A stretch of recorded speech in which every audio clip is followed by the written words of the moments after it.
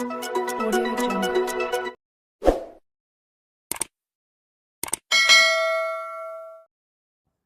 Terima kasih kerana sudah menonton channel saya Bantuan-Bantuan Kerajaan. Sebelum itu, jangan lupa tekan butang share, like dan subscribe untuk lebih banyak info yang akan saya kongsikan. Salam sejahtera kepada semua penonton. Semoga anda semua dalam keadaan yang sihat dan sejahtera.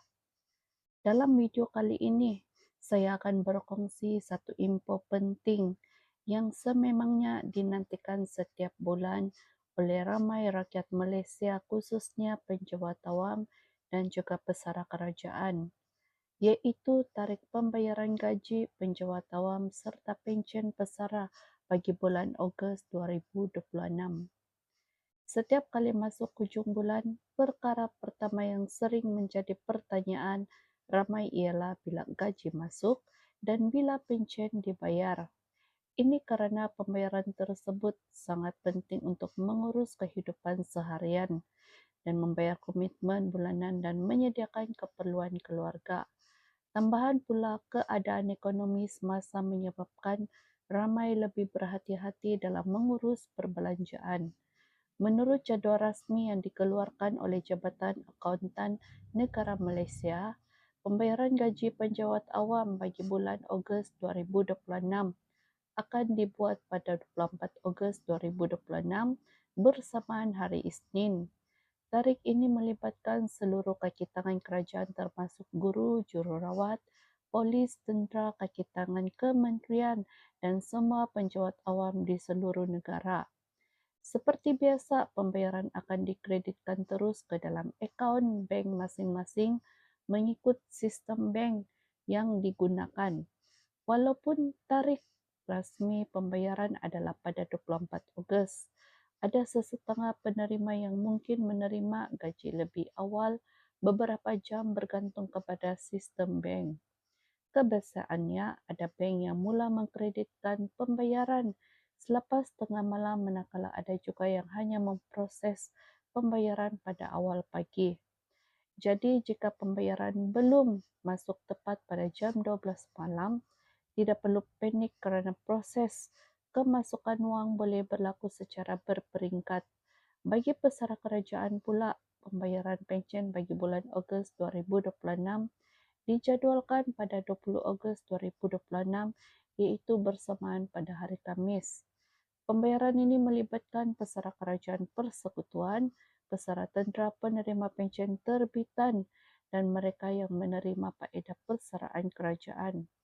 Kebiasaannya, pembayaran pencen dibuat lebih awal berbanding gaji penjawat awam bagi membantu pesara membuat persediaan kewangan bulanan dengan lebih selesa. Ramai pesara sangat bergantung kepada wang pencen untuk menampung kos kehidupan harian seperti membeli barang dapur, ubat-ubatan, membayar bil utiliti dan membantu keluarga. Oleh sebab itu, tarikh pembayaran pencen sentiasa menjadi perhatian utama golongan pesara setiap bulan. Tambahan pula, pesara hidup yang semakin meningkat menyebabkan pengurusan kewangan menjadi lebih penting berbanding sebelum ini. Bulan Ogos juga sering dianggap sebagai bulan yang agak mencabar dari sudut kewangan. Ini kerana banyak komitmen perlu diselesaikan pada pertengahan tahun.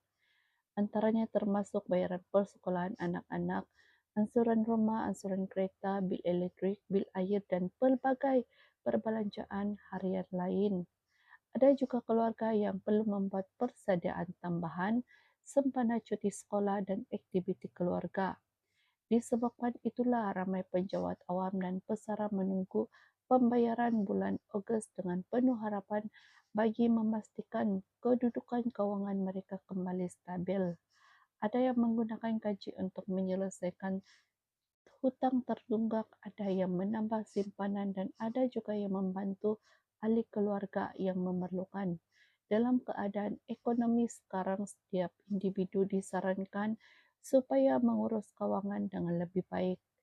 Perkara pertama yang perlu dilakukan selepas menerima gaji atau pension ialah mengutamakan komitmen wajib bayaran rumah, kereta, bil utiliti dan pinjaman penting perlulah diselesaikan terlebih dahulu sebelum membuat perbelanjaan lain. Sikap terlalu boros pada awal bulan boleh menyebabkan kesukaran kewangan sebelum tibanya pembayaran seterusnya. Selain itu, amalan menyimpan walaupun dalam jumlah kecil juga sangat penting. Simpanan kecemasan boleh membantu ketika berlaku perkara tidak dijangka seperti masalah kesihatan, kerosakan kenderaan atau keperluan mendadak.